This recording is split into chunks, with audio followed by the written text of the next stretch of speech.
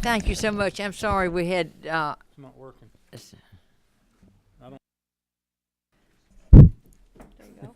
okay, thank you. I'm sorry we're late getting started. Everybody's sort of running crazy now that we've gotten this train started. It's going real fast, and they're trying to get their bills out. And we're going to have to deviate a little bit from the schedule because of some appointments people have. So the first, we're going to first ask Department of Community Affairs. They wanted to come first because they have another appointment. And any time that you're on the schedule for a certain time, we'll be glad to work with you because we know how busy your agencies are. Thank you. And does everybody have a tracking sheet? No, I don't have one. Okay, thank you.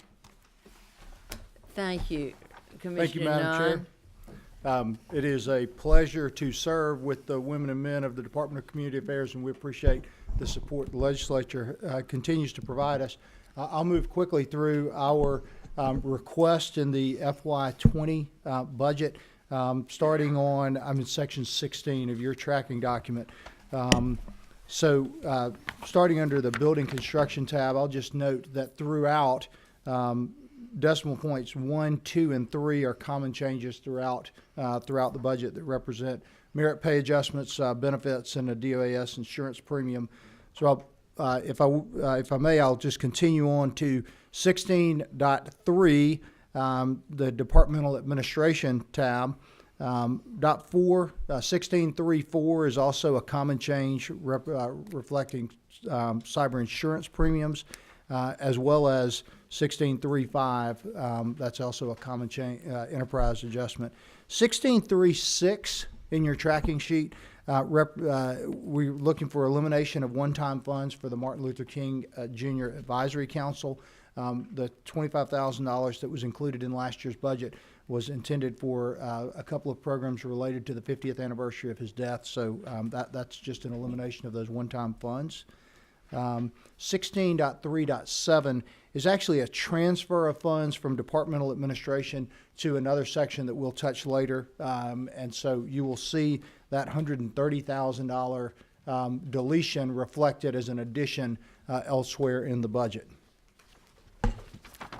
Moving on, the next change that I would highlight is under State Community Development Program 16.10.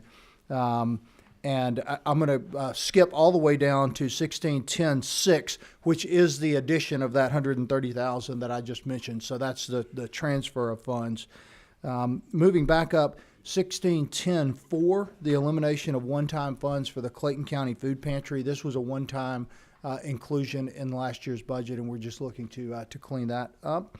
And then 16.10.5 is the elimination of $100,000 in funding for the COPS bill. That money was included in the appropriations last year, but the underlying legislation did not pass.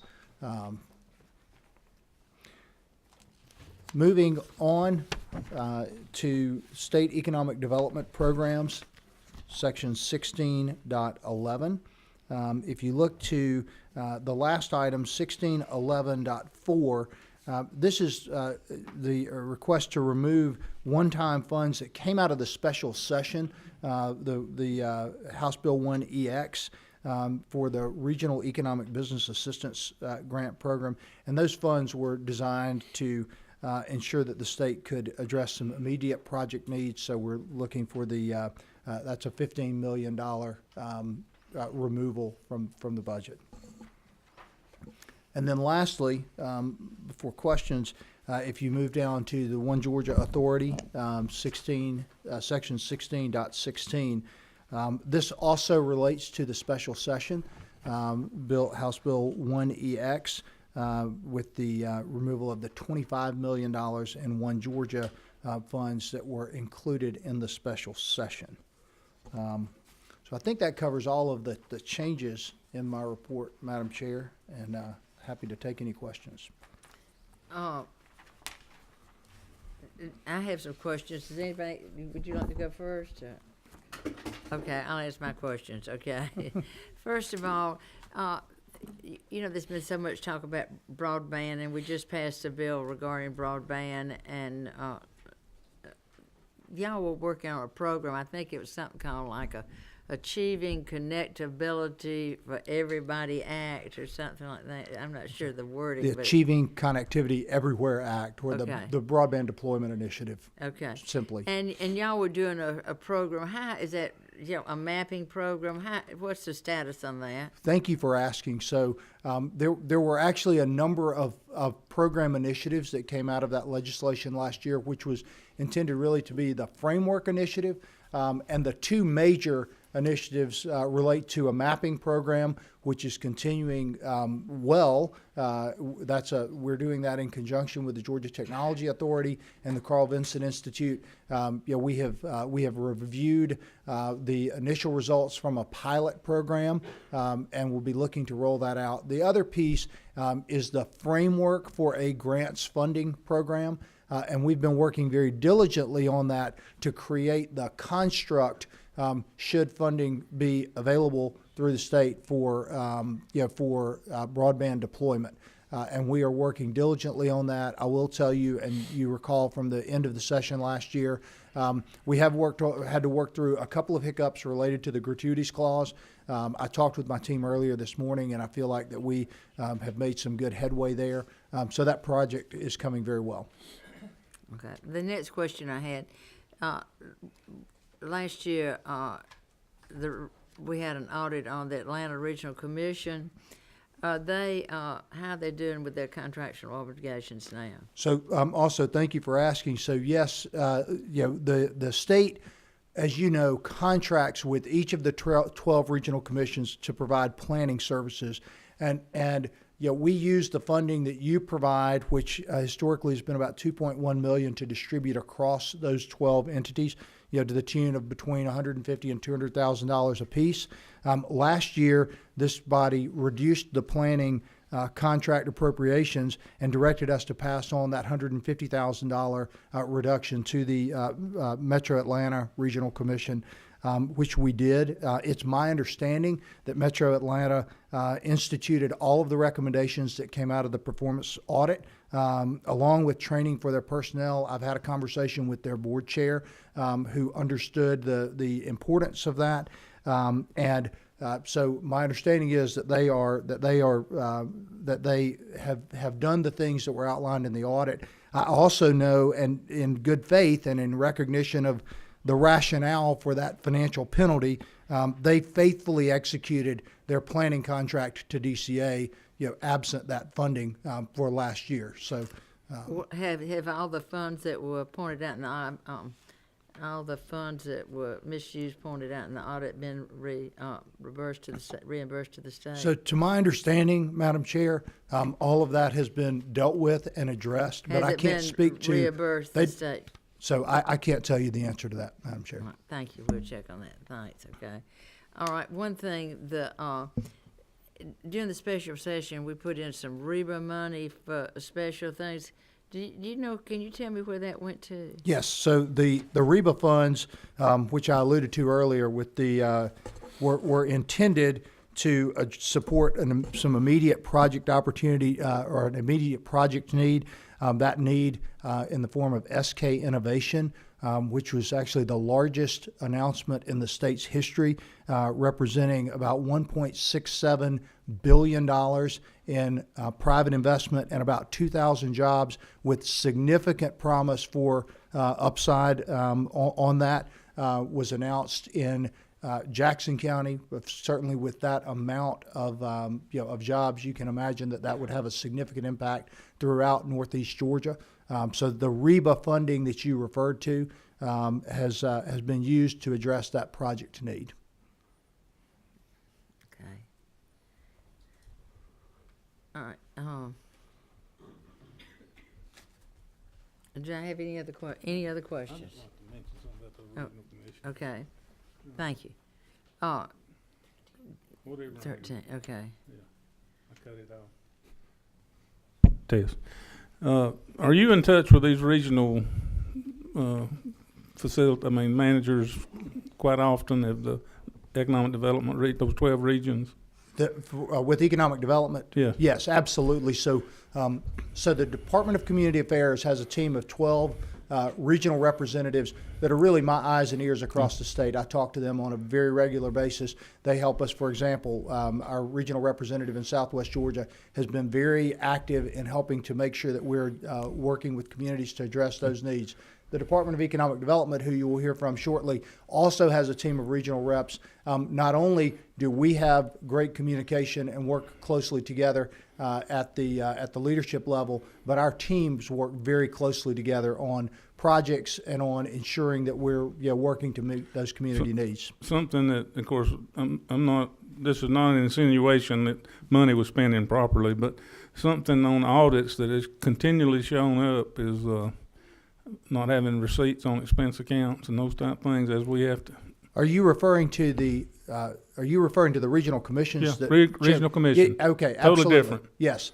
That is just to be very clear, that is a separate question than I just answered. So I will shift and answer that question. Okay, regional commissions. I'm sorry. The regional commissions, as we've talked about it before, are instrumentalities of the members that they serve, those communities.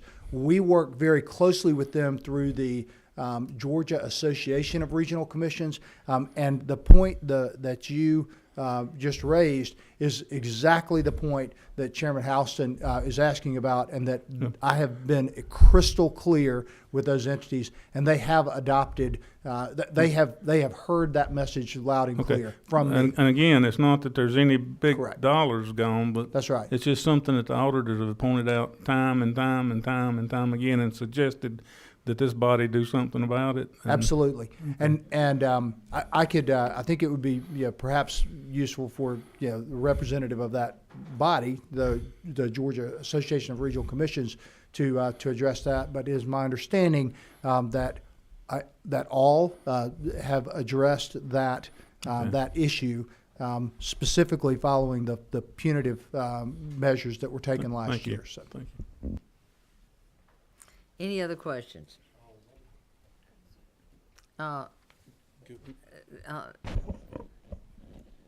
Representative Gilligan. Gillard, I'm sorry. Madam Chair, I don't so much have a question. I do want to allude to 16.5. I saw you had some home ownership programs, and it looks like you had a transfer where it says 0, and then it goes to the right with your total funds of a little bit over 8. 16.5. I'm looking at that, and actually, I didn't mean to skip over that, and I'm curious. I'm looking at my Okay. Okay. Okay. Exactly. I see. So I was looking at the row and not the column. But our homeownership programs are primarily funded by other funds, not with state funds, and so that's the difference there. And that's what I wanted to allude to. I wanted to openly thank you and the Office of Community Affairs for the programs that you've given us. We have done over 140 people in homes last year through your programs, Right. Through the Georgia Dream program. So thank you for some great work and partnership. And thank you. You've been a great supporter. I know we did an event together a couple of weeks ago down in Savannah. We had our board meeting this morning. You talked about the number. The number for Georgia Dream last year was actually exceeded 2,000 people that we helped across the state. So thank you again for your support. Thank you for your leadership. Thank you so much. Thank you, Madam Chair.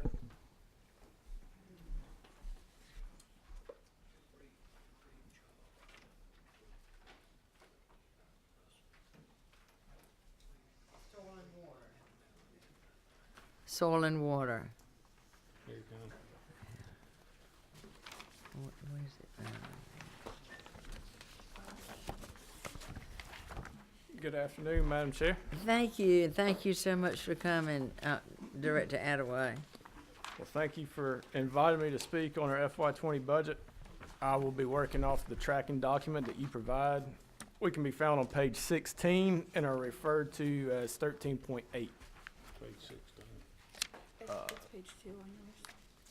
Page 2 on ours. Okay. All right.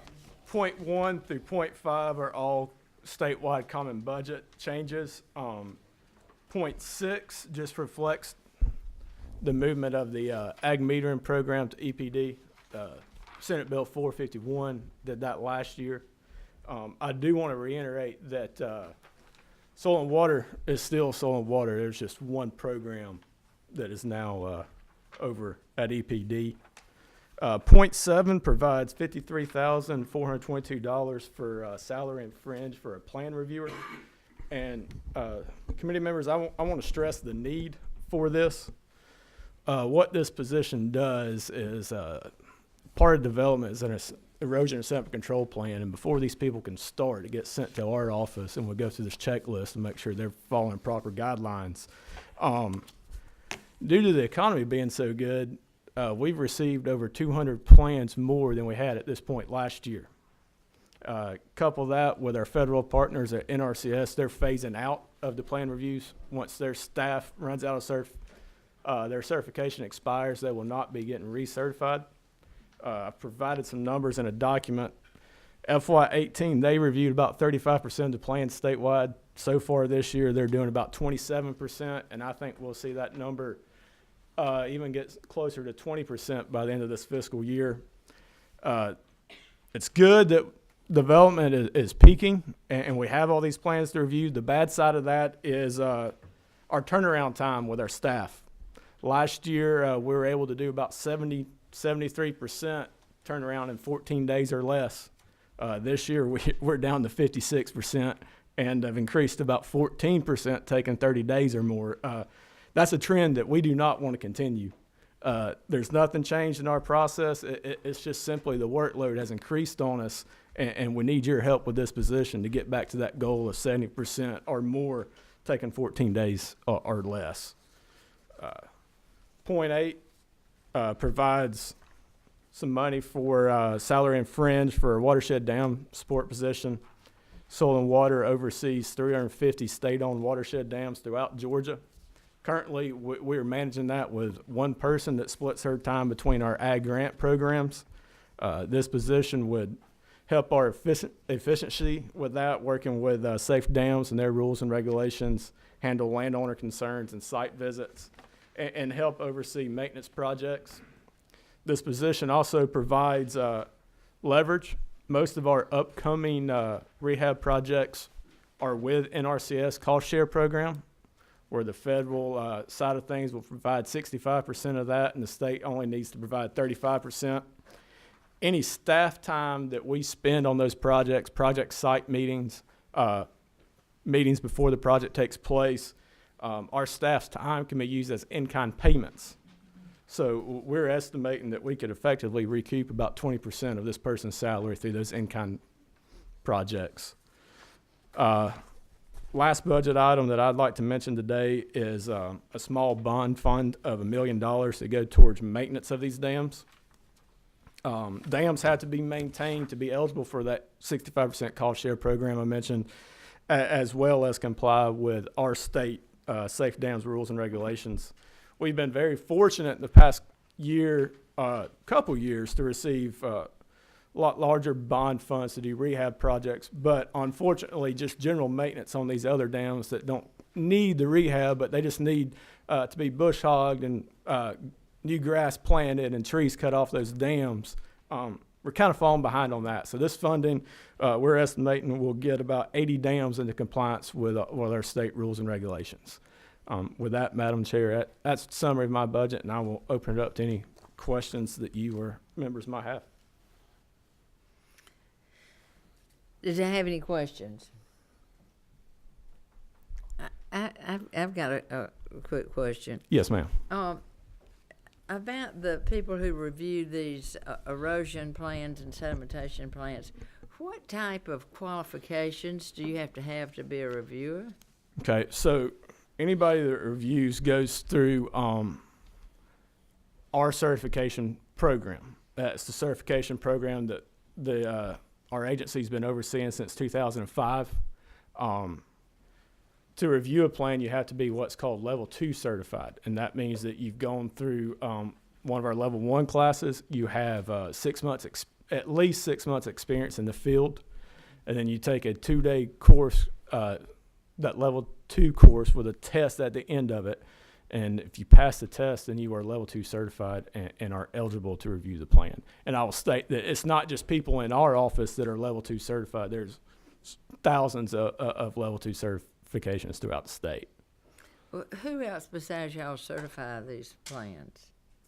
Who else would review the Review and plans? certify. What else? EPD reviews them with in an area that is not a local issuing authority. And then if local government becomes a local issuing authority, those plans come to us, or that LIA at that point has the option of going with an MOU and reviewing their plans on their own, in-house. Okay, so I've heard several local people complain about the turnaround time, and the builders want to get things Absolutely. going. Yes, ma'am. If can local governments hire people, their own engineers, to review these plans? Yes, ma'am.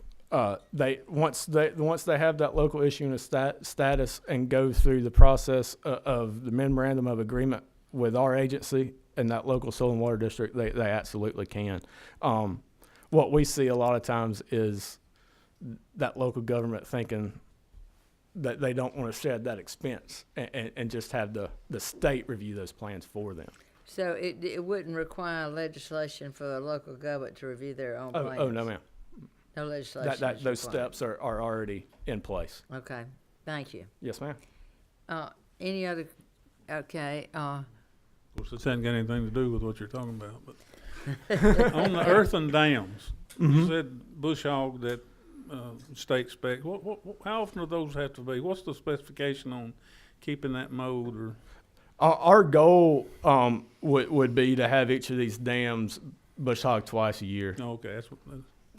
But where we're at now, we're not a lot of these dams. We're not talking about just simple bush hogging. We're talking about removal of trees, treating the tree stumps, and But the trees, if you have woody growth, that would tend to deteriorate the dam, correct? yes, sir. Yes, sir. But if you bush hog twice a year, you don't have any of that. Right. So our plan would be to get to that point to where we're simply just bush hogging once or twice a year. Thank you. do I have any other questions? Thank you, and Thank thank you. you for coming. Okay. Georgia Environmental Finance Authority, Director Clark.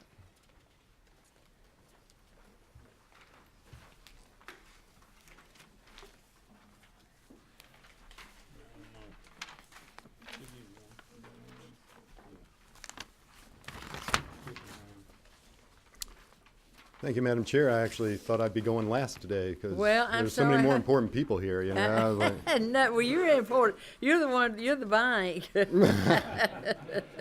are just so few times when I get to hear that. It makes me feel so good. I just wanted to spend a few minutes because my budget needs are really non-existent. So if you would indulge me, I wanted to just go over what we do, because we do have some new members, and refresh everybody's memory about what GFA is and does, if that's okay. GFA is the Georgia Environmental Finance Authority, and we have two divisions. We have an energy division and a water resources division. Our energy division manages all fuel storage tanks owned by the state. We manage the state energy program, which is funded by the Department of Energy of the federal government. And we manage the low-income weatherization program that is funded by Department of Energy and the Department of Human Services. Those programs, we get funding from DOE. Weatherization usually gets about $5 million, and the state energy program usually gets about $600,000. So we do various and sundry projects with the state energy program money. As an example, several years ago, we did the subsidization of conversion of diesel irrigation motors to electric. Then we did a subsidization of putting in car charging stations throughout the state. And now we're working on some renewable energy projects for solar for schools, where we're working with the technical college system of Georgia. And then Georgia Solar, where we're working with local governments to install some small solar arrays. Just as an example, the weatherization program last year, we weatherized 458 homes. Doesn't sound like a lot, but for those folks, it really does change their quality of life. So that's our energy division. The next division we have is our water resources division. That's where our loan programs are. And we have 4 loan programs. We have the Georgia Fund, which is a state-funded program. We have the Georgia Reservoir Fund, which is a state-funded program. Then we have the Drinking Water State Revolving Fund, which is a federally funded program, and the Clean Water State Revolving Fund, which again is a federally funded program, and that's a fancy way of saying sewer work. Last year, we did over $262 million in loans.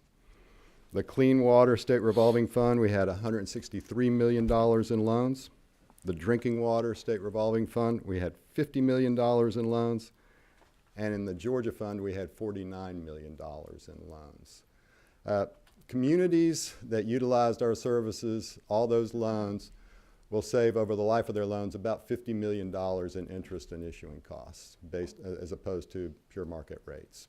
So it's a very great benefit for a lot of our local governments to utilize those loans. And those loans went to 72 different communities. Over the past 30 years or so, GFA has issued $4.3 billion in loans for 1,600 projects. And our eligible borrowers are counties, municipalities, water, sewer, and sanitary districts and authorities, political subdivisions created by the General Assembly, and state and local authorities. You have in there, in your packet, you can see what our current interest rates are. We benchmark with the AAA rate that the state gets when the Georgia State Financing Investment Commission sells bonds. Our current 20-year rate for our state-funded program is 3.09%. We have a 50 basis point reduction for use of the federal programs, recognizing that there are usually additional steps involved when utilizing the federal programs, such as Davis-Bacon requirements, American Iron and Steel, et cetera. So we incentivize the use of the federal programs by reducing that interest rate. There are also other interest rate concessions that are available. Eligible conservation projects get a 100 basis point reduction. There's a concession available for those communities that are designated as Water First. That's 100 basis points. And those communities that are designated as Plan First get a 50 basis point reduction. Now, you can't get all of those. You can only get one. Just one's available. So if you have a conservation eligible project and you're Water First, you get just one of the 100 basis point reductions. We offer terms that range anywhere from 5 years to 30 years, depending on the life of the equipment, and our interest rates vary. Of course, shorter the AM period, lower the rate, longer the AM period, the higher the rate. And we utilize the state's AAA rate to set those others, and we actually work with the state's financial advisors to prepare and really tell us what those rates would be. Again, last year I said we did gave you the numbers. We did about $262 million in loans. And in your package, you'll see where our current capacity is for the various programs. All total, we have a capacity of $443,220,000 for loaning that's available. So we're in pretty good shape. And we look forward to hopefully have another year like we had last year, which would be great. I just want to touch briefly on our role with economic development. A lot of times the communities will come to us when they're working on an economic development project, and will need water and sewer funding in order to provide service or special conditions for that potential client or that company or business that's moving in. We will provide that to them. We utilize the Georgia Fund, our state-funded program, for that. And so we try to keep a lot of flexibility in that will allow us to provide communities with the most benevolent terms for those loans when they're seeking economic development. So we do have a role that we play in that, and we work with Commissioner Wilson's group and with the local economic development authorities to make sure we can provide funding for their services. We do have a role in the Outdoor Stewardship Act that passed this year. We'll be working with the Department of Natural Resources and setting up the rules. But basically, GFA will disperse those funds as we receive them from the Department of Revenue for approved projects. We'll go out and inspect those projects, make sure they're done, and we'll also manage the loan program that's part of the Outdoor Stewardship Act. And with that, Madam Chair, that concludes my presentation because I really don't have any budget ask other than match dollars for GO bonds. Do I have any questions? Of course I have questions. I figured. I was so Of course close. I have questions. Okay, in the reservoir fund, there's no more money left in the reservoir fund, is that correct? Just the $88,000. $88,000 in the Georgia, okay, all right. Okay, and the $20 million that was allotted for the water mentoring program that was put in EPD, you wouldn't know how much of that money is left over. You just transfer that. Is that the way it goes? Well, basically we assigned or worked with EPD. EPD spending it, and then they send us the bills periodically, and we get reimbursed through the Georgia State Finance Investment. But I don't have any. You don't know how I'm not really much- tracking that one, no, ma'am. You aren't tracking that. How would I'd have to go to EPD or? Yes, ma'am. Lauren or Rick could tell you what's Okay. going on with that. I just didn't know how much of the 20 million was left. That I couldn't tell you off the top of my head. Okay. And in the Georgia fund, the state loan program for water waste, and solid waste, I wonder how much money is left in that one? That one, we've got a capacity of a little over $100 million right now. $100 million, Yes, ma'am. okay. And hopefully that's, I hope that's reflected on that sheet in your packet. Maybe Okay. it is. Well, I didn't see that. Okay. I don't have any more other questions. Does anybody else? No, ma'am. Thank you. Thank you. Thank you. And thank you for the job you're doing. It's my pleasure. Thank you.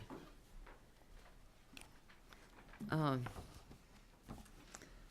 Let's see, State Forestry Commission.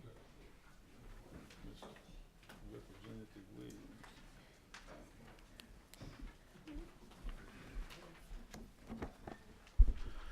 Madam Chair, committee members, thank you. It's a pleasure to be in front of you today. Chuck Williams, Director and State Forester of the Georgia Forestry Commission. I've got a couple of my staff members here that I just want to make you aware of, and they may bail me out on if you have any tough questions. Michelle Gray is our Administrative Chief. Michelle, raise your hand, please. Scott Griffin is our Forest Management Chief, been working very closely on the hurricane relief issues, and Joanna Warren works in communications and government liaison with us. Madam Chair, I'm working off of tracking sheet page 45 of 98, section 26, Forestry Commission State. All right, hours Our for bid. page 8. Page 8, okay. You're on page 8. Yeah, our Okay, page your is page page 8. 8.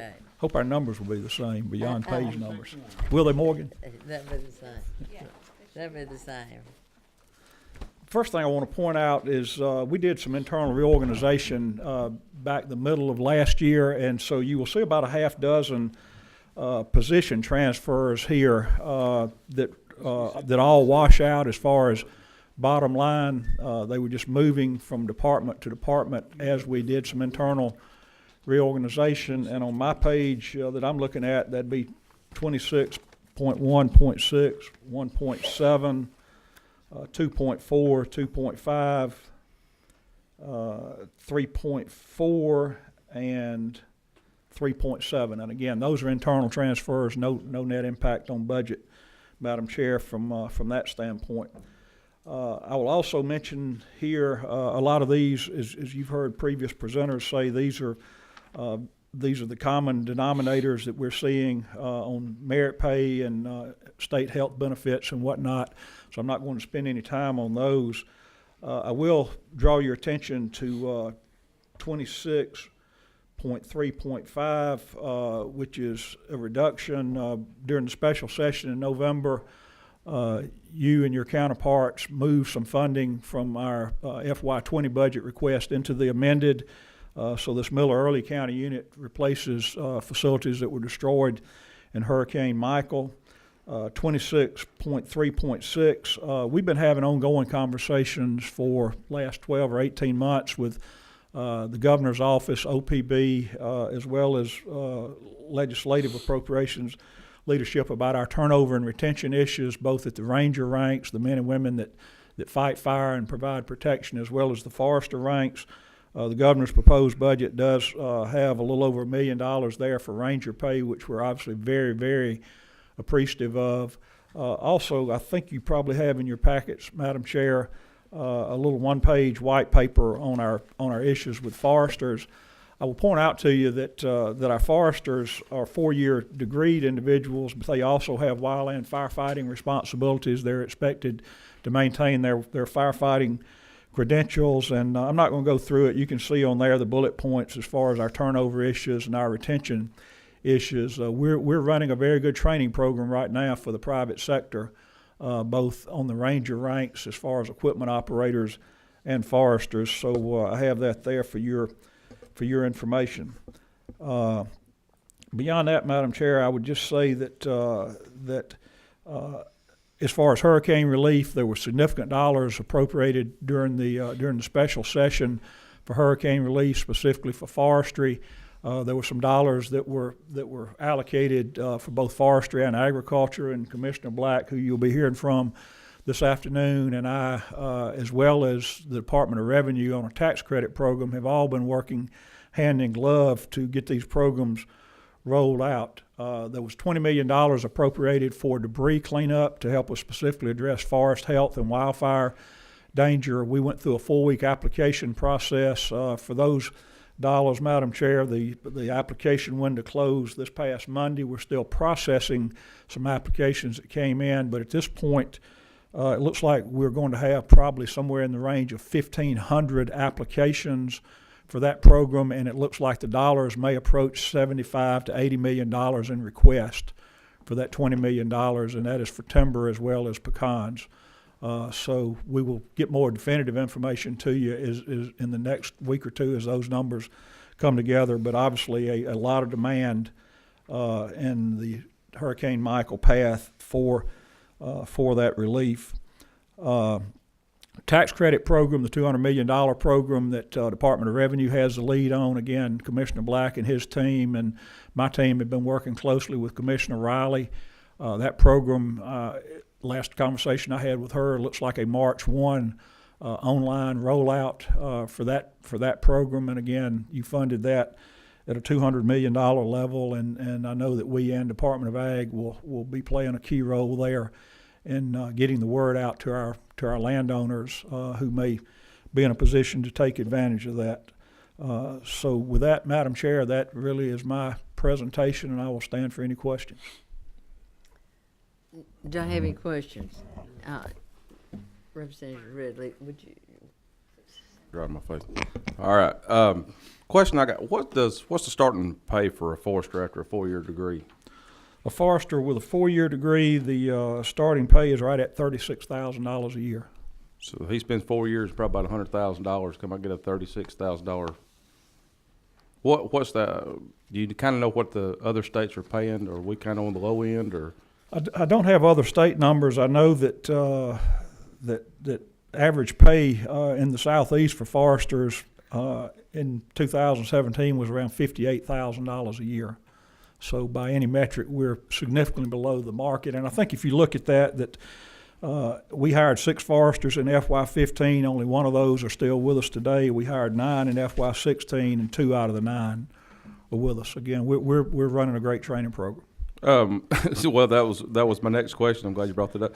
So if say you got a guy that's went to school to be a forester, he comes in and works for you, what's making him leave? Is there another job that he can do with that same degree that pays more, or is it just finding another job that pays more, period? No, typically foresters who are graduate foresters, whether they have received their credentials or not, as far as registered foresters, typically we lose them either to other agencies, particularly federal agencies that tend to have a higher pay scale for the same qualifications, and then the private sector.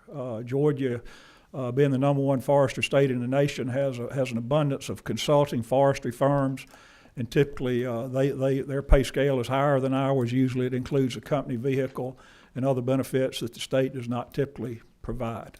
Okay, thank you.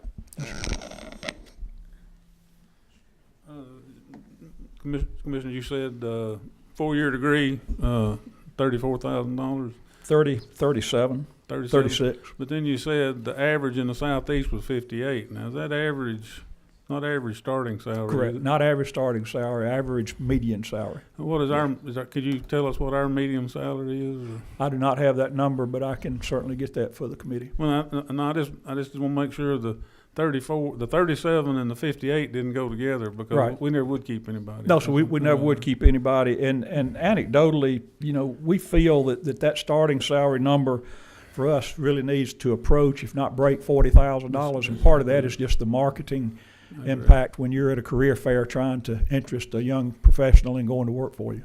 Yeah, 40 sounds better than $39.99. Yes, sir. We're not in the, yes, sir, that works for car dealers, but not when you're hiring people. Do I have any other questions? Thank you. Thank you, Madam Chair. Public Service Commission.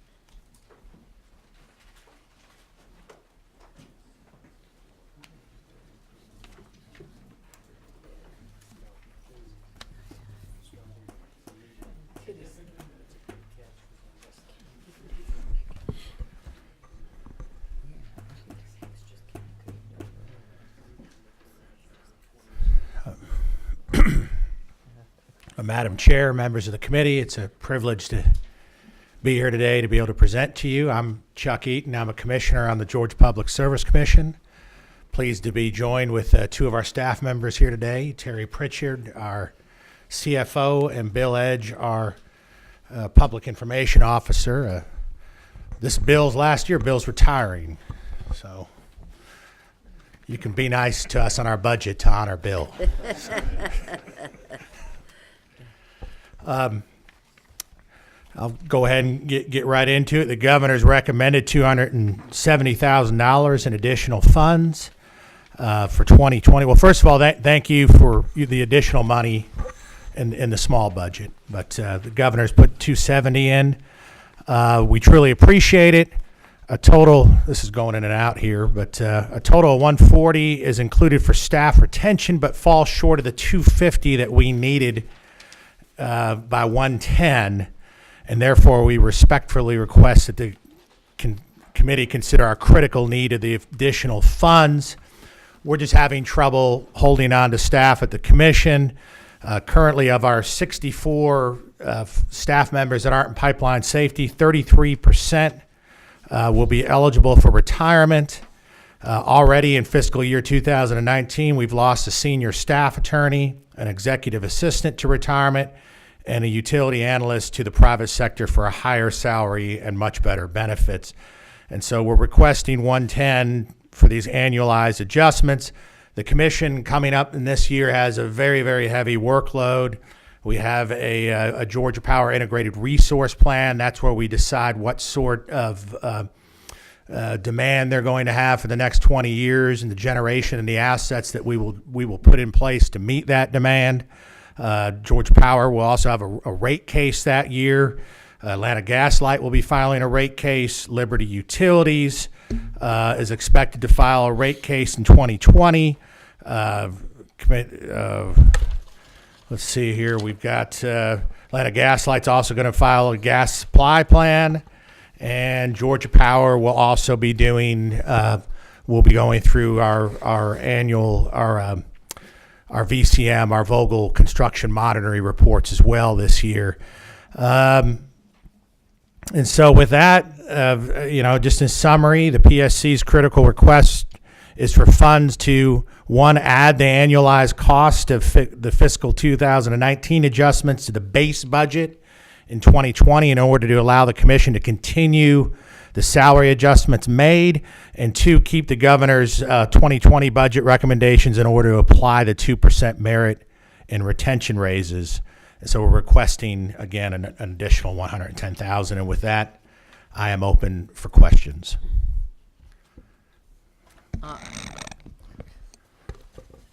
Okay, really. Okay, My question don't really have to do with the budget here. What is the Vogel report? Do y'all do that quarterly or every 6 months? How do y'all do that? Sure, we had been doing it every 6 months, and there's been a little bit, I assume you're referring to some of the media coverage that's been Yeah, out what's there. going on? I've just been hearing getting some questions, so I just. Yeah, well, a lot of it has been, I don't know whether it's been intentional or unintentional, but there's been confusion that's been put out there. First of all, under no plan would we be having any hearings while the legislature's in session. But what we've got going on, and the reason that our staff has requested to combine the two VCMs this year, is there's two aspects to it. We have increased the budget for our consultants 300%. And all this hinges on a stipulation that needs to be voted on next week. And so we have not voted on this yet, although I think there's a fairly good chance that it will pass, but it needs to be voted on. And so we're going to be increasing our budget for the consultants that review these. These are specialized people that reviews these. We haven't even put them in place yet. And then in addition to that, Southern Nuclear does what we call a rebaselining.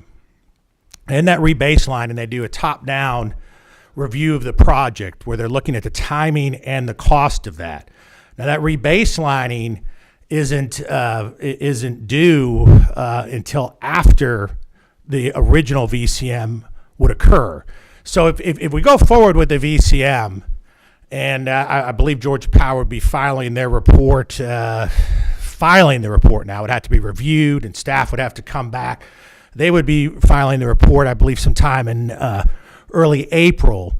If we go forward with our normal plan, we're going to bring these consultants online, and it's basically going to be here, start preparing for testimony. There won't be any true digging.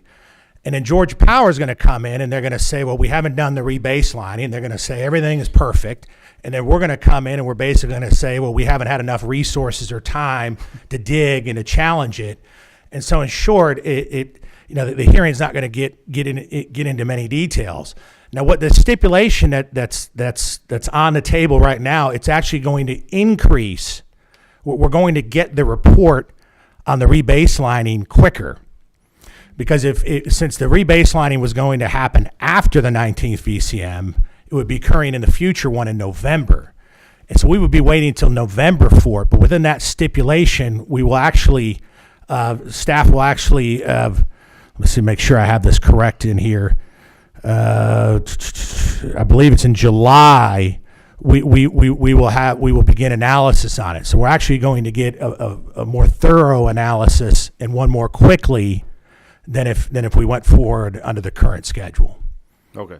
I probably gave you way more information. I'll be able to than you remember asked every bit for, of that. No, but Representative Morris. Thank you, Madam Chairman.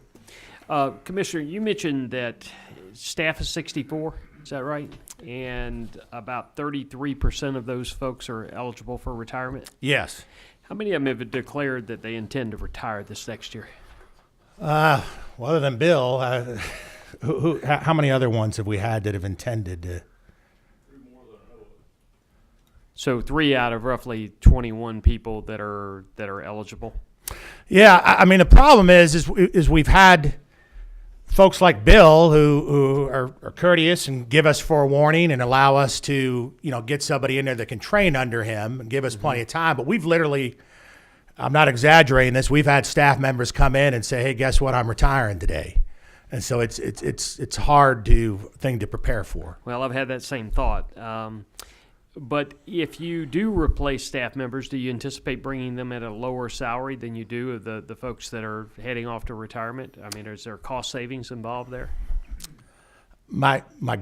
You're shaking your head. No, my gut would, yeah. On Bill's job, we've already got 16 applicants for it. And, when we go after people that have experience, especially in the government, they come in, we don't know, we have to negotiate a salary based on their education and their experience. So, and Bill's so lowly paid, it won't be hard to Well, yeah, and the problem is adding to it is the staff members that we have now eligible for retirement are under the old retirement system. And the new ones that we're bringing in are essentially 401k type scenario, and it's harder to be competitive with them as far as, am I correct about that, Terry, as far as recruiting? And so I don't know if that's necessarily correct, that they're going to be coming in at a lower, I mean, the market, you know, the free, it's a free market out there. Yeah. Just a question. Okay. Sure. Not judgment. Thank you. Thank you. Will you, I don't know if you can ask this question, but everybody wants to know.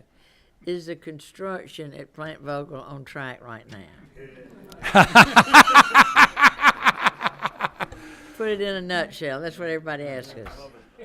You know, from what I'm hearing, the project is going well. Okay. So, you know, I've been hearing nothing but good things out of there, and so I would be surprised as these reports come in if there were substantial issues arising out of it. All right. I would be surprised by that. Now, you said that y'all had allotted $3 more million in the budget for these analysts to come in.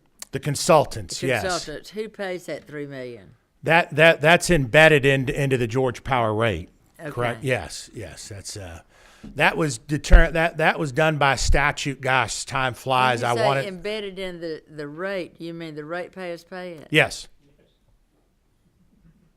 They pay for everything. I know. Well, I mean, the ratepayer pays for everything Georgia Power does. Yeah. Okay. Well, the problem is the consultants are a specialized field. And so at the PSC, instead of hiring these people, and then with consultants, we're allowed to grow and shrink according to our caseload. And so that gives us the ability, if we've got a major case coming up, to bring specialized consultants on that will be reviewing that case. And so it was determined, I think 5 or 6 years ago, the General Assembly allowed for that to happen, where in these cases where Georgia Power, where it requires these specialized consultants rather than keeping them on staff full time, it would make sense for the ratepayers to pay for these consultants that would be reviewing aspects of whether it's a rate case or a Vogel hearing or a IRP. All right. Thank you. One other thing, Cal put in that bill in 2011 that we can only go to that level with all the increased activity and things going on. That's where that's got to be raised through the stipulation, part of the stipulation. Okay. Is that a stipulation? Who makes the raises? Well, it's a stipulation between our staff and Georgia Power, All right. Thank you. yet to be voted on. All right. Thank you. Any other questions? Thank you so much. Thank you. It was a pleasure. Thank you. And I understand.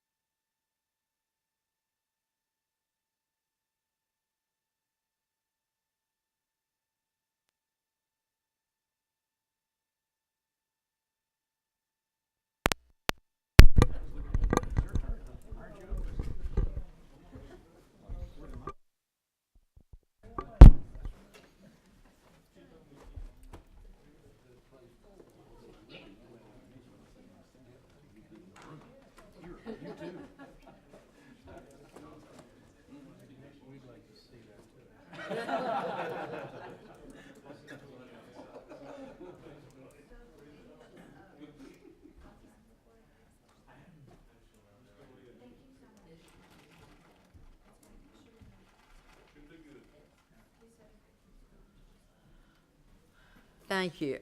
Next, who's next? Economic Development. Commissioner Wilson, thank you. And hopefully the mic is working now. I'll try to project. Okay. Madam Chair, committee, thank you very much for inviting us to present today. As you all know, there are not many changes in our 2020 budget, so I will point out the two subtractions and then open for questions. So we're on page 36, and it is section 23, economic development. So the two changes that we have, 23.6.4 is under international relations and trade. There's a deduction of $25,000 for the Georgia Civil War Heritage Trails for marketing materials. I think our team has been talking to you already, Morgan. That should probably be in 23.9 under tourism, but of course that is a pass-through for our agency. We don't really touch that money. It goes straight to the Georgia Civil War Heritage Trails. And then the other change is in 23.9.4, a reduction in funds for the year in music, in Georgia music marketing campaign, and that's a reduction of $800,000. And so that budget for our marketing for tourism is about $6.7 million. That's a reduction of $800,000 from that overall budget. So, Madam Chair, those are the only two changes we have in our budget. Again, we thank you for all the support and assistance you've given us over the years, and I'm open for any questions. Reducing the funds for the year of the music, was that a one-time funding?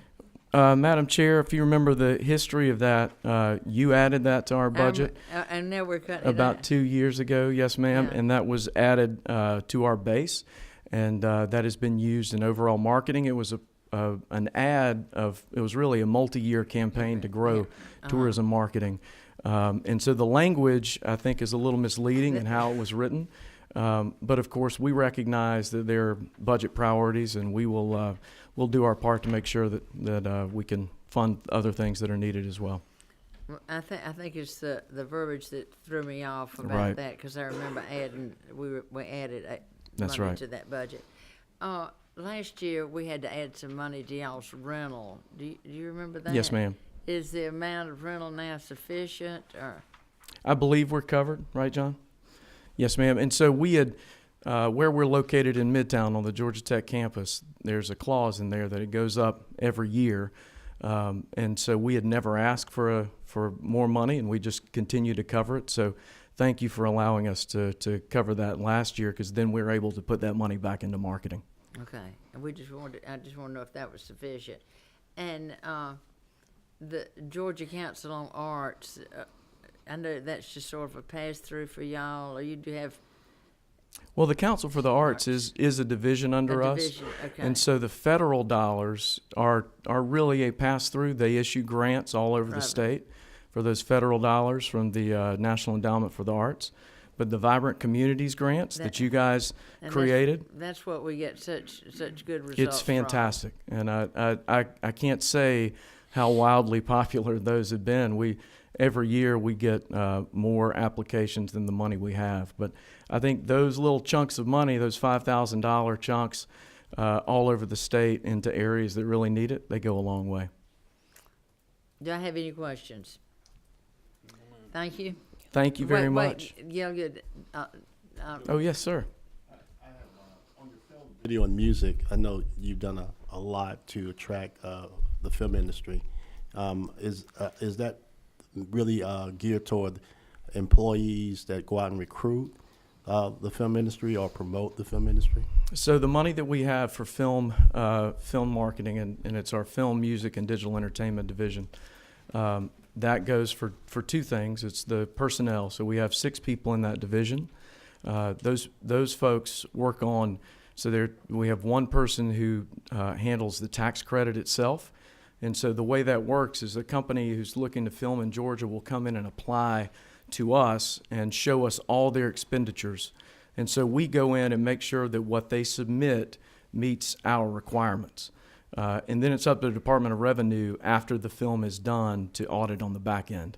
So that's one thing that the film division does. But the other piece is when a company comes in and they send us a script and they say, well, we're looking to film in Georgia.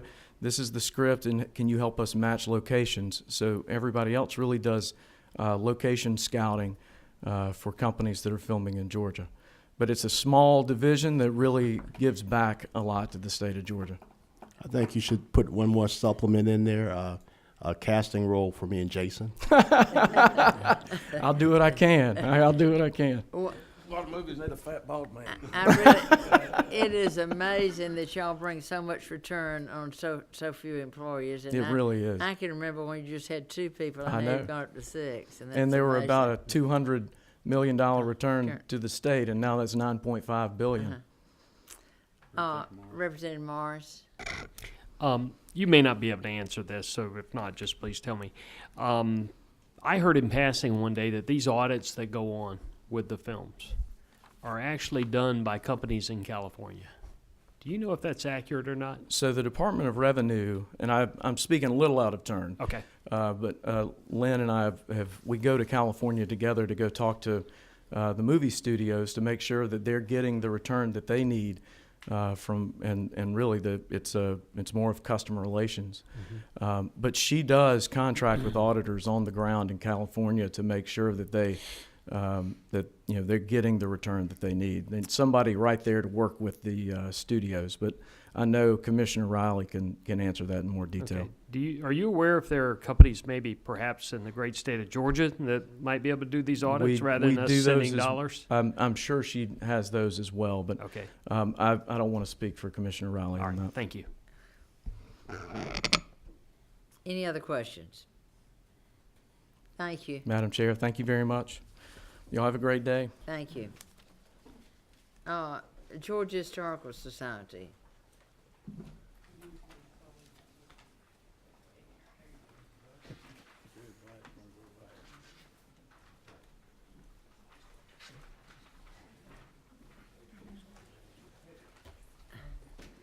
Thank you, Dr. Grove. Thank you, Madam Chair, for inviting us to be here today to talk about historical markers. This is the first time the Georgia Historical Society has had an opportunity to come and do this, so thank you for having us. Well, thank you, and not that I'm going to tell you what to talk about, but would you tell the committee how y'all got into this and what y'all found when you first started? Thank you. That's exactly what I was hoping I'd have a chance to do today and give you some background on this. A little background on Yeah. how y'all got started in the market business. Let me, before I do that, let me introduce 2 members of my team that are here today. Patty Maher, who is our Director of Communications, and then Elise Butler, who is the marker manager for the Georgia Historical Society's marker program. And like you've heard other people say, they're here today to make sure that I stay on track and don't say anything that is inaccurate. So thank you for having us today. I'm grateful for having this opportunity. We have no new requests for this budget cycle. And if you're looking for where we might have been in there, if you go to page 37 under Economic Development, Tourism, the item number is 23.9. And the funds that we receive are passed through with the Department of Economic Development. And so you will not see us on there. We're not requesting anything this time. But we are in the 4th year of receiving state funding for the maintenance of the older state markers. These are the markers that were put up by the state, so we thought it'd be a good idea to come today and to give you a progress report on where we are and how we got into this.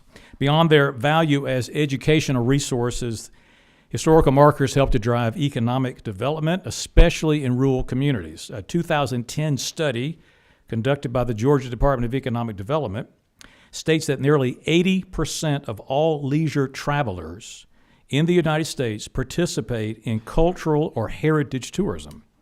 Since most historical markers lay off of the beaten path, history enthusiasts that want to find these markers are required to venture off the interstate, which encourages patronage of nearby businesses and restaurants and related sites. State of Georgia got into the historical marker business in 1953 when we began installing markers. That is, the state of Georgia began installing them as a way to build tourism for the upcoming Civil War centennial that was going to take place in the 1960s. In 1998, the Georgia Historical Society, so this would be 45 years after the first markers were put up, in 1998, through a privatization arrangement, the Georgia Historical Society was given responsibility for creating the new historical markers. We were not given responsibility at that time for maintaining the old state historical markers. While the 2,000 existing markers, think about that, there were 2,000 that were already in the ground when we took the program over. While they were maintained for a time by the Department of Natural Resources, funding cuts eventually left these aging state assets without any ongoing support. For over a decade, this investment that the state had put into all these markers was left to face the ravages of time, the elements, some cases wanton human destruction, without any way to address their ongoing maintenance and repair. Some of them simply vanished. Some became hazards for pedestrians and for motorists. Others simply collected to languish in barns and warehouses. We actually found one in a college dorm room that had been taken.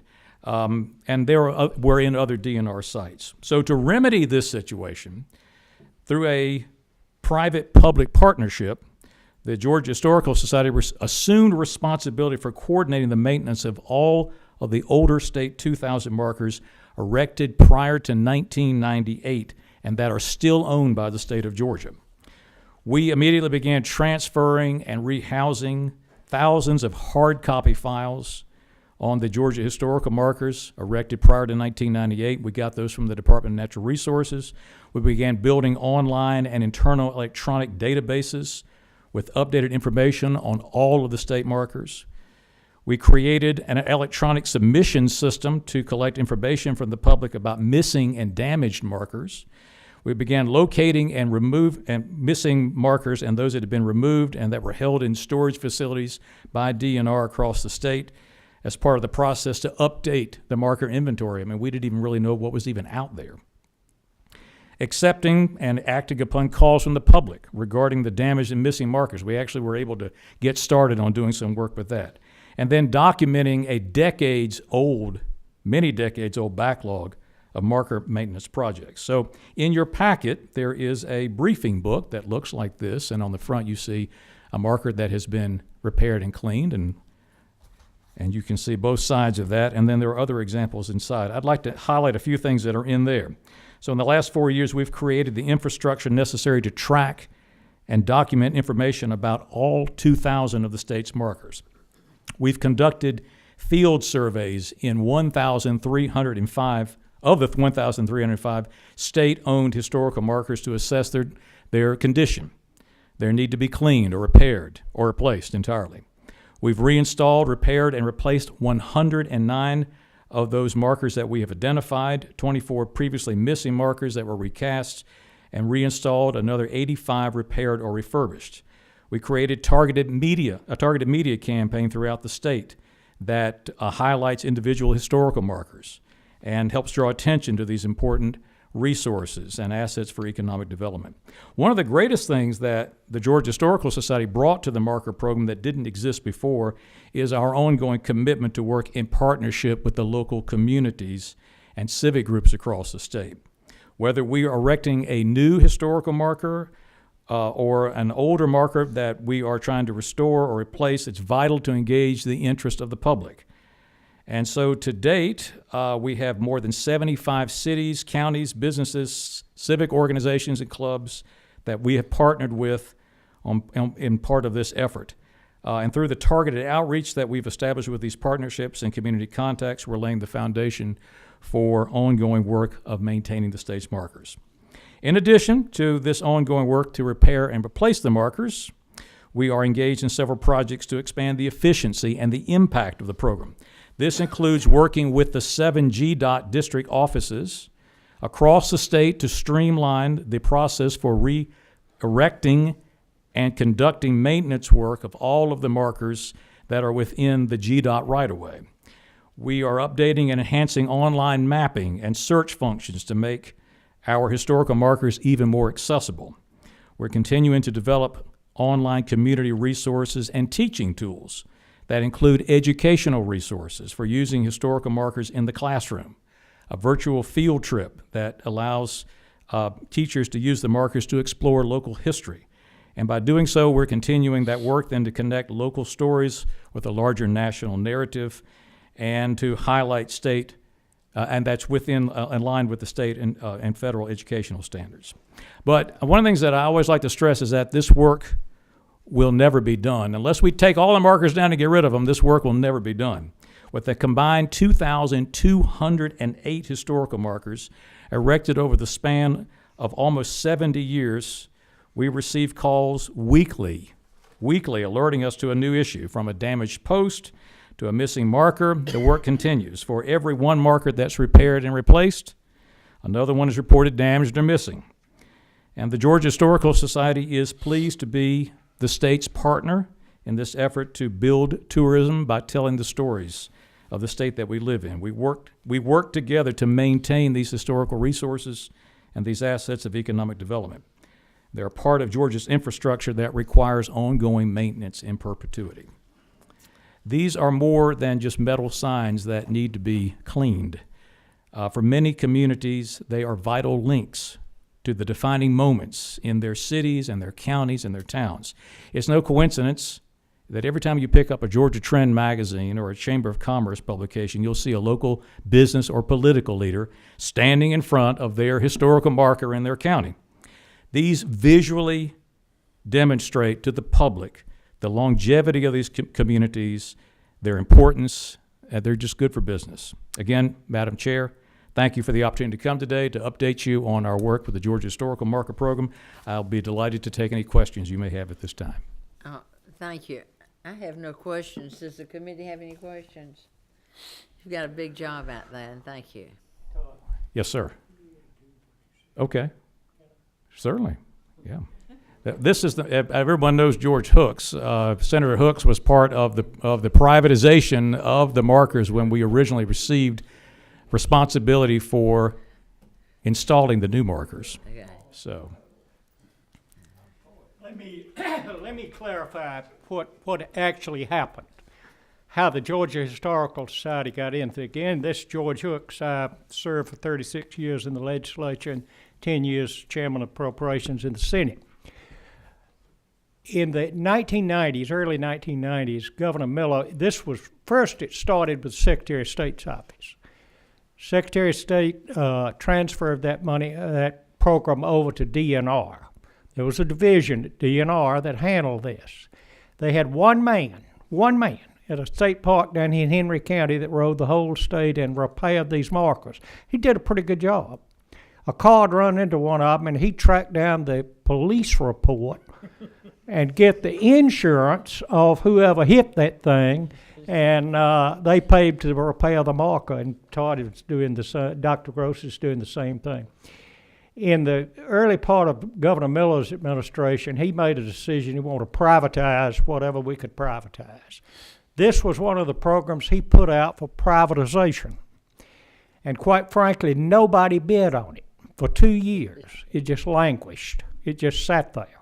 There wasn't anybody that would bid on it for the amount of money we were giving. So Chairman Coleman and myself, when I was chairman in the Senate, he was chairman in the House, got together, and we decided to put this down at the Georgia Historical Society. Now, that was one reason we knew they would be taken care of correctly. Georgia I think only Virginia has more historical markers than we have because of the Battle of Atlanta and March to the Sea that we have in the state of Georgia. But they have a tremendous job. But the second reason is we knew they would be historically accurate if we turned them over to historians. We have 2 state markers for the state's first pecan tree, one at Brunswick and one at Albany. We have one at Soperton for the world's largest largemouth bass that was caught in 1935. And I think we've caught bigger bass since then, and there was no record of it or what of them. I don't know, Senator Gillis had some funny stories to tell about that. But anyway, that's the reason we knew it would be historically accurate, and I'll give them total credit. I'm a former member of the board and do a little work for them, and they doing a great job. Every penny that's put in this program goes directly back into the program. There's no staff money or anything else in it, and I appreciate Dr. Gross taking this and this fine staff taking this on, and they're doing a great job. But that's the history behind it. That's how it got to the Georgia Historical Society, which is our legal state partner with historic preservation. Thank you for the information. Thank you. Thank you so much. Thank you. Department of Ag.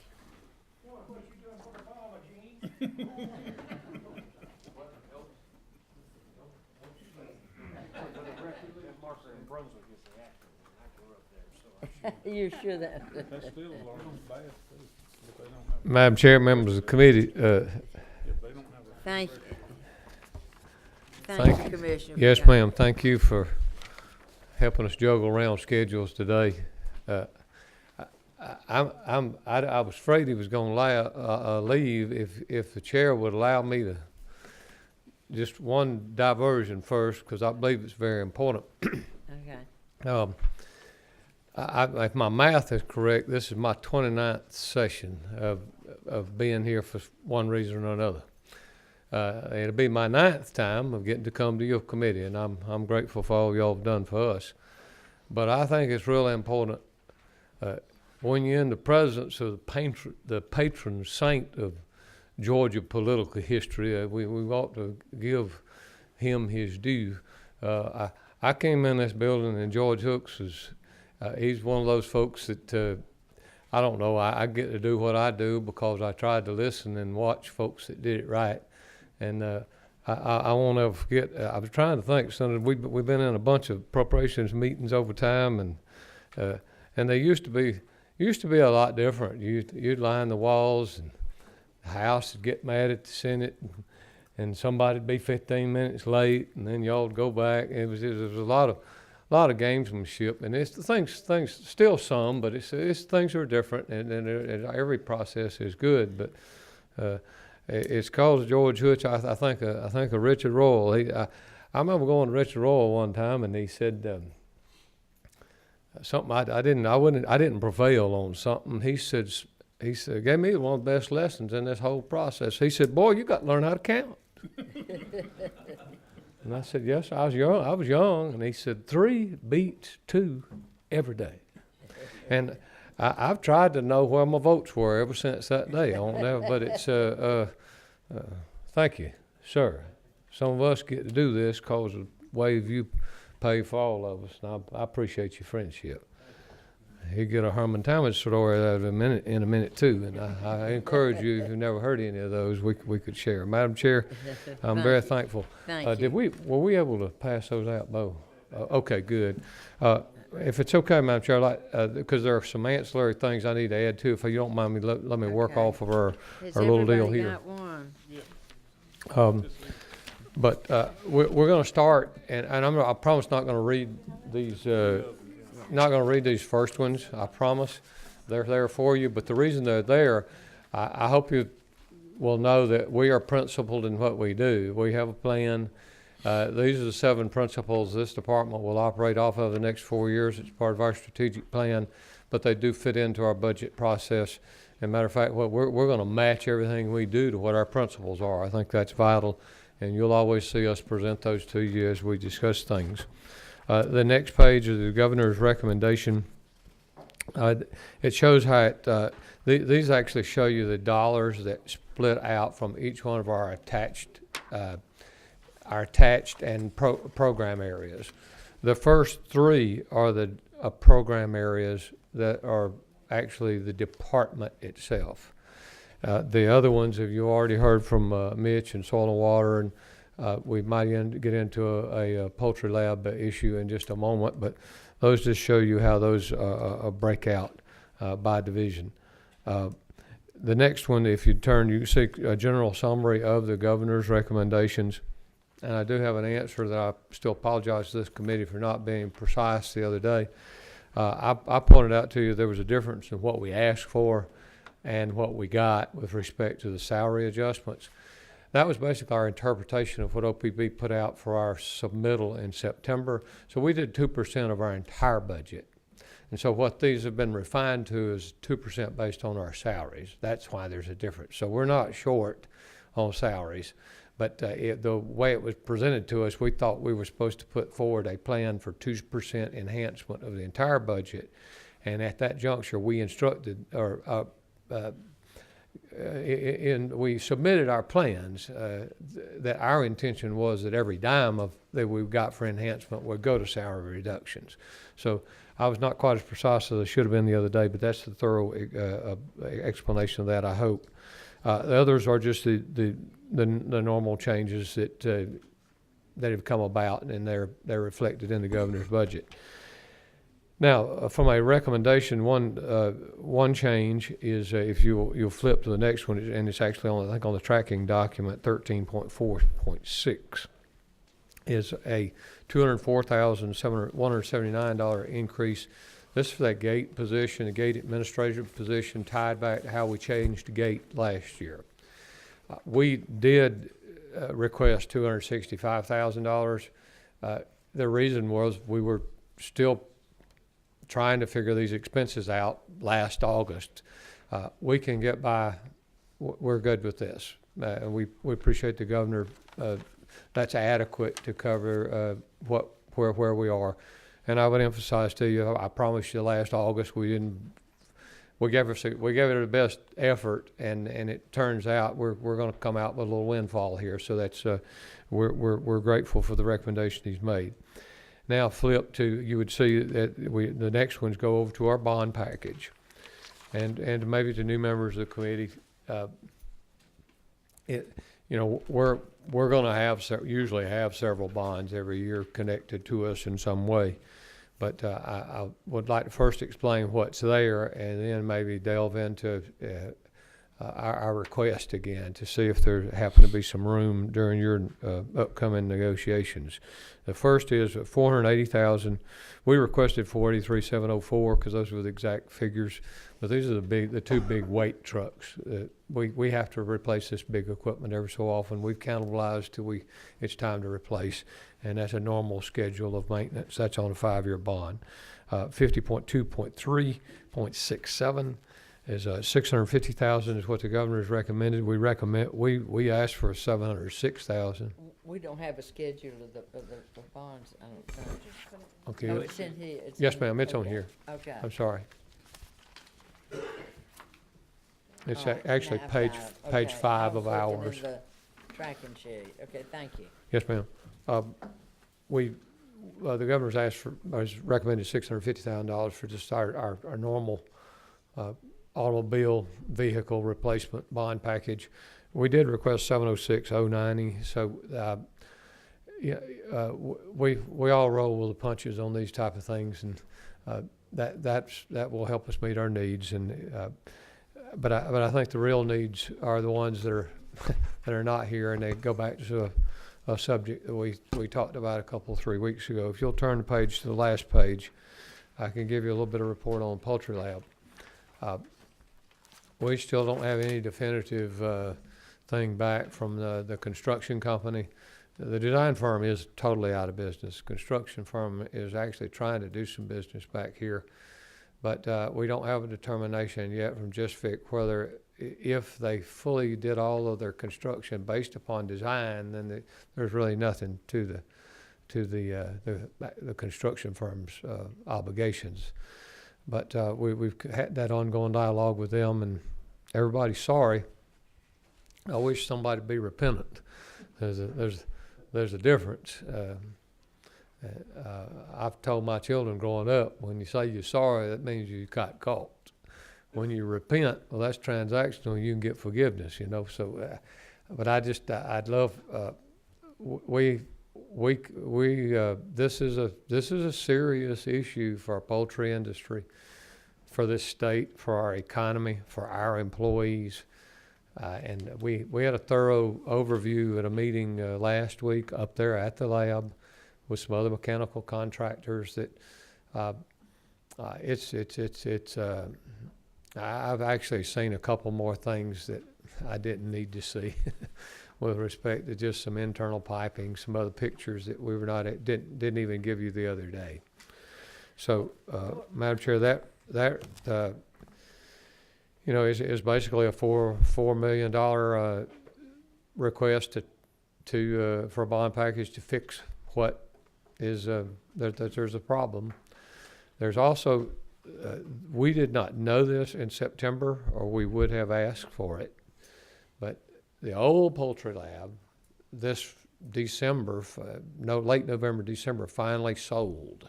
So it was removed off of State Properties Commission. Well, when that happened, we did have a place there where we stored equipment for avian influenza outbreak, we have lots of equipment.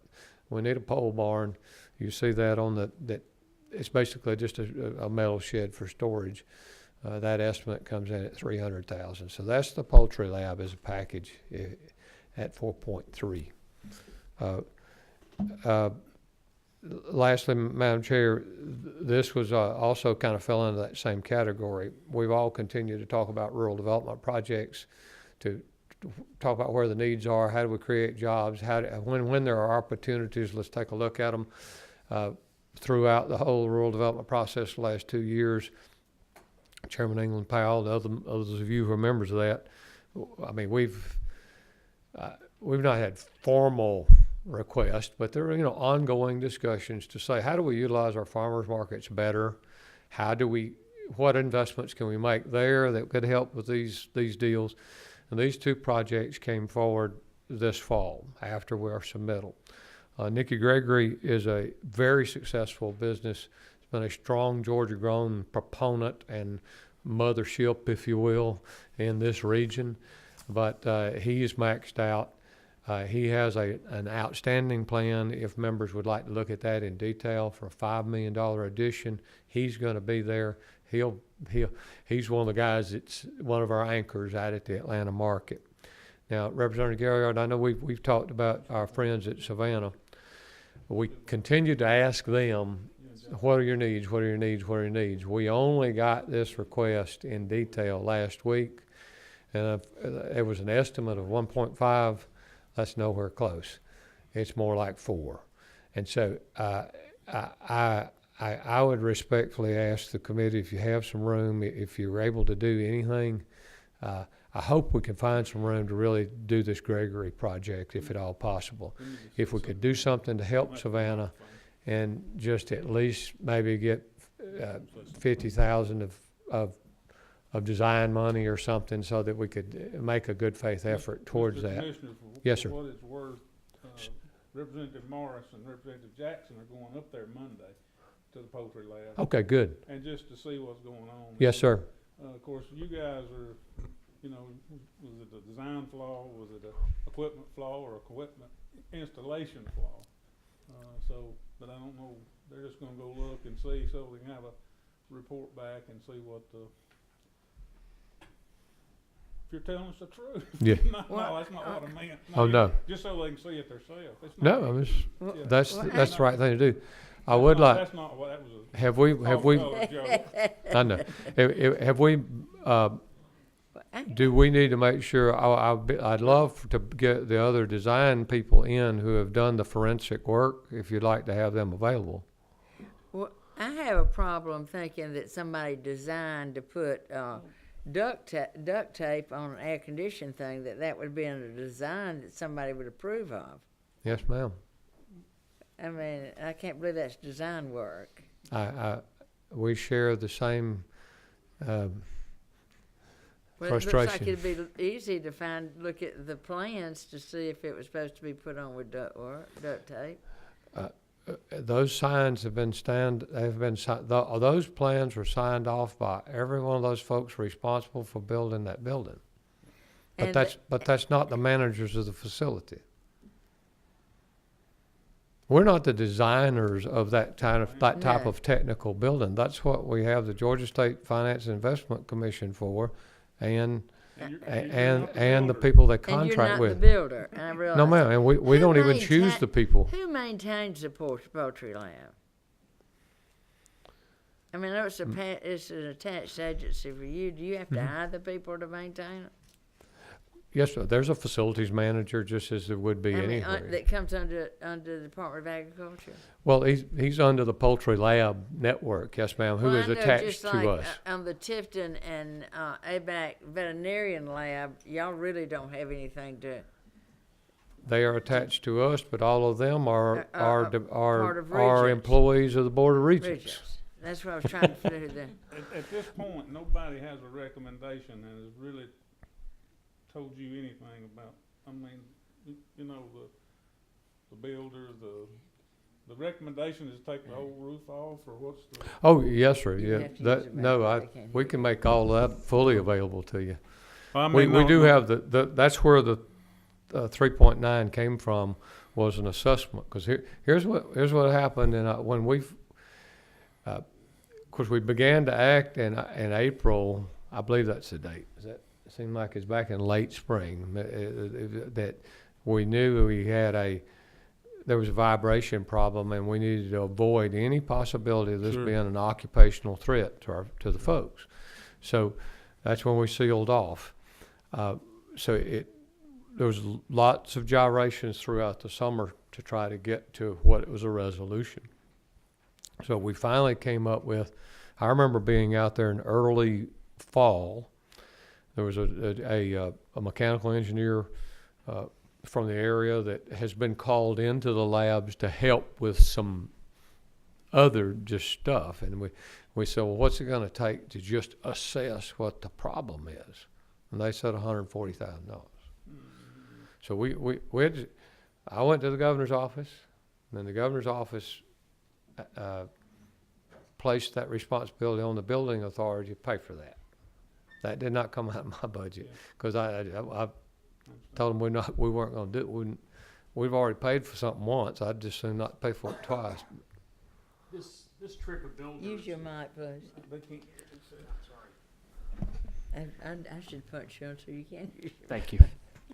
This trick of builders evaporating on you, Yeah. you know, in the state of Georgia, they build it, they go out of business, they're gone, and then they show back up. By the time we're done here, Mr. Commissioner, you have my word that we're going to find out who signed off on these plans, and we're going to find out who these people are, because behind companies are people, and they'll either fix this or they won't be doing business in the state of Georgia anymore. Provided I have anything to say about it in that. And nowhere in here do we begin to believe that the Department of Agriculture is in the business of building buildings. I know that's not the case, but we're going to fight for you on this. Well, there are some of these, if you let us, we could do it. But that's another. I want to emphasize again. I think I said it twice at our larger meeting, but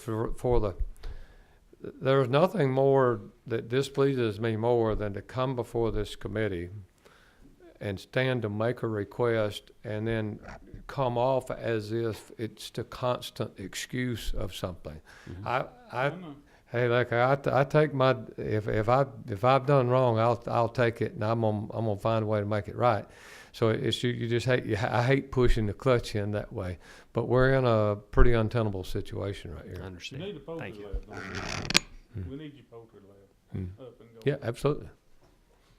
Because it's and the real design problem here is where these things were located over the BSL lab, and they are we have two air exchange units that are fighting with each other, and if they fight long enough, they may compromise each other, which could then in turn compromise the entire lab. That's part of the concern.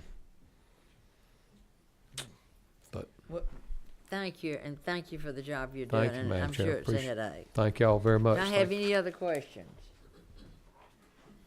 Thank you. Thank you. World Congress Center Authority. No. I hope my joke didn't upset him. I Oh, know it shoot. did. No, everybody knows you. I know you're crazy. It's It just upsets me. Thank you. Good afternoon. Good afternoon. Thank you so much for the opportunity to be here with you today. Our request is really at the back of your material in the budget under bond projects associated with a phase 2 of a project that we started or will be starting hopefully latter part of this year. So before I get into the specifics of that, I just want to take a moment to review with you some information that you should have a handout that will look similar to this, in which I want to just review some information for you from this past year. Georgia World Congress Center, for those of you that may not be familiar with us, consists of the Georgia World Congress Center complex of exhibit halls, meeting space, etc. Mercedes-Benz Stadium on our campus, which is managed by a license agreement with the Atlanta Falcons. Centennial Olympic Park, which is also part of our campus of facilities, in addition to parking and surface parking and garage parking. We also manage, on behalf of another board, the Savannah International Trade and Convention Center in Savannah, Georgia. So we're very proud of that relationship with them. So just speaking specifically of the Congress Center Authority this past year, we hosted a little over 3 million visitors, over $100 million in state sales tax revenue or state tax revenues, and supported 18,000 jobs with those events that we hosted. Most recent one of which was the Super Bowl that was on our campus a little over a week ago. In terms of the facilities itself, the state of Georgia has invested in our complex about $783 million. We've returned back to the state over that time period $1.6 billion just in sales tax alone, not counting state income tax, et cetera. So just off of that number itself, we've had a net positive flow back to the state of just under $800 million in sales tax revenue by itself. And these numbers do not include the induced business that we bring into the state that pay the $5 per room night tax that goes into transportation, or nor does it include the hotel motel tax that is generated as a byproduct of those 3 million visitors we had in. So last year, we presented to this committee and to the governor's office a two-phase project that dealt with reshaping Andrew Young International Boulevard, which is our main artery that comes onto the campus, and had 3 basic goals associated with that project: public safety, separation of cars and pedestrians, some beautification of that walkway experience coming out of Centennial Olympic Park, where we just completed using $5 million in state revenues or bond monies to leverage over $23 million in private sector investments in the park. So we've wrapped up that program, just doing a few punch list items right now with our contractor. So phase 1 was dealing with Andrew Young International Boulevard. Phase 2, which is part of the governor's recommended budget for this coming session, is $22 million. It's really to take the shuttle buses, shared ride taxis, and put them into a bus depot that would be adjacent to one of our parking garages, what we call the Red Deck and State Farm Arena. So that's what those funds would be used for. In addition to that, if you look at in that packet, we're also working on a headquarters hotel that the authority would own, approximately 1,000 rooms. We've selected Hilton as the operating manager for that property. They'll be launching a new brand for the hotel this next week in New York. Very, very excited about that public unveiling, but it'll set sort of at the Grand Hyatt, JW Marriott type quality of product.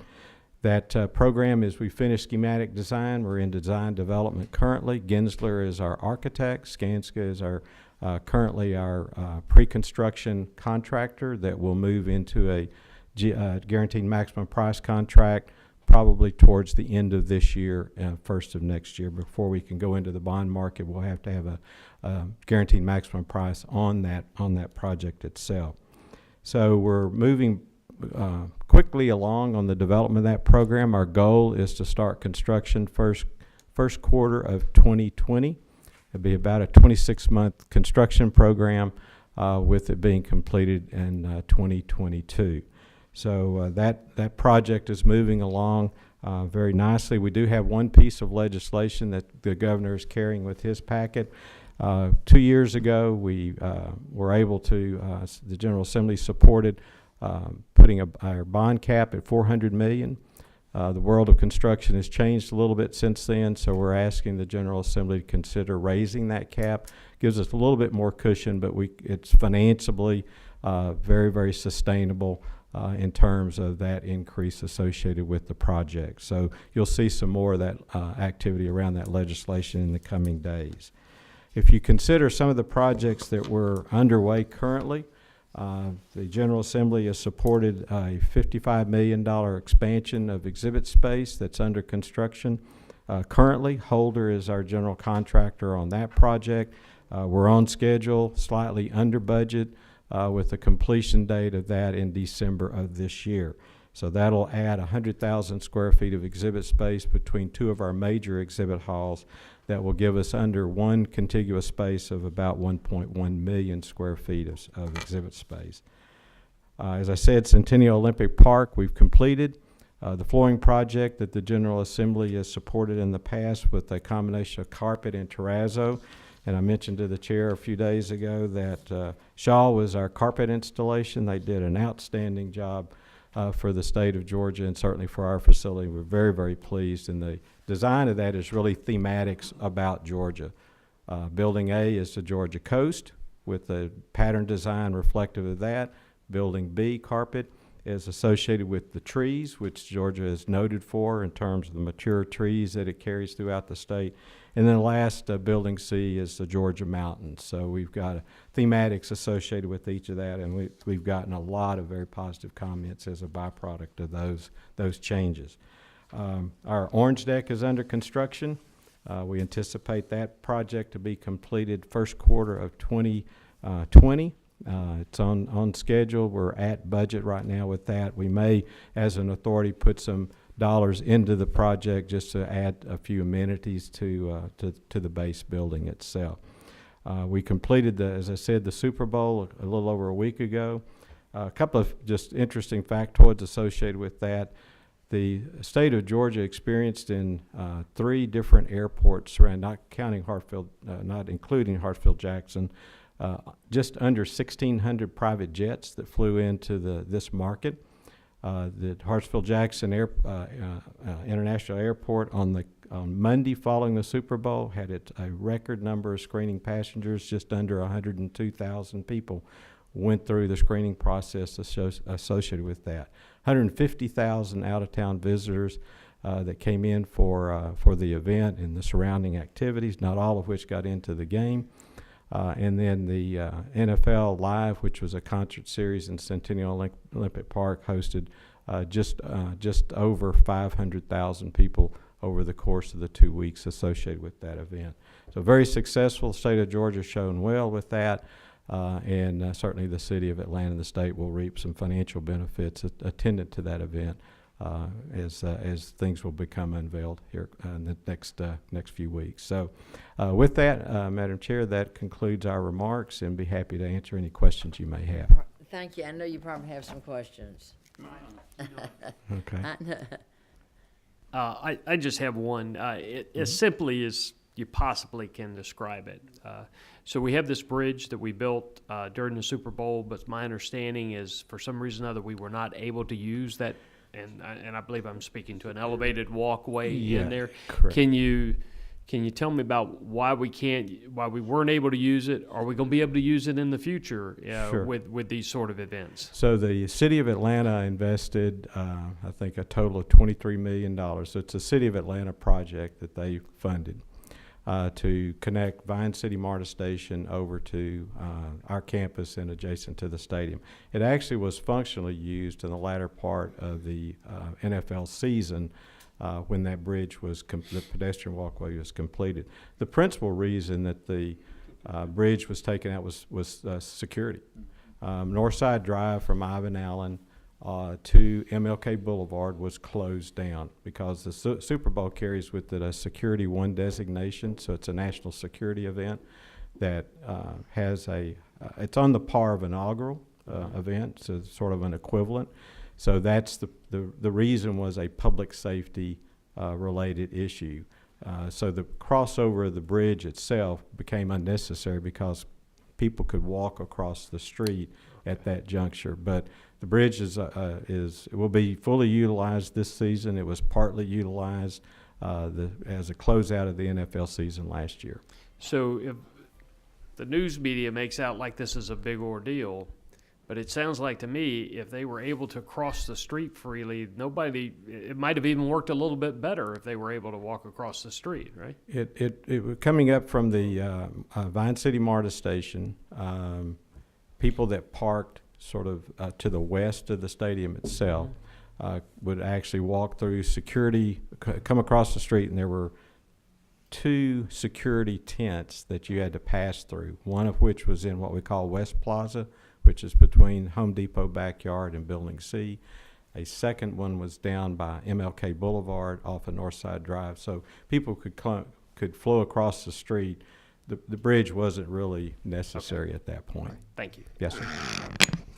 And I thought it was interesting how you're going to repay the bond money for the hotel and everything. It's going to be self-sustainable. And Yeah, it's all project financing. It'll be a revenue bond associated with that. It'll carry all the requisite reserve funds required for financing of that type. It fully funds debt service and the reserve accounts, and still gives a net operating income back to the authority in that $8 to $12 million range. any other questions? And thank you for the job y'all did Oh, at the thank Super y'all very Bowl. much. Thanks It for the was just opportunity. great. Everything went perfect. Y'all did a great job. Thank you. Any other questions? I won't call her, I can't ever think, I call her Miss Purdue instead of Miss Watson. Is that it?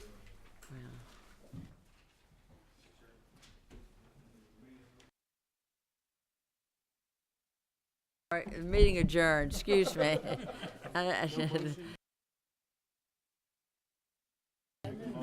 Since we really go by Robert's Rule of Order in here, I think I need to take a course again. Are you sure? Keep it for the working group. Okay.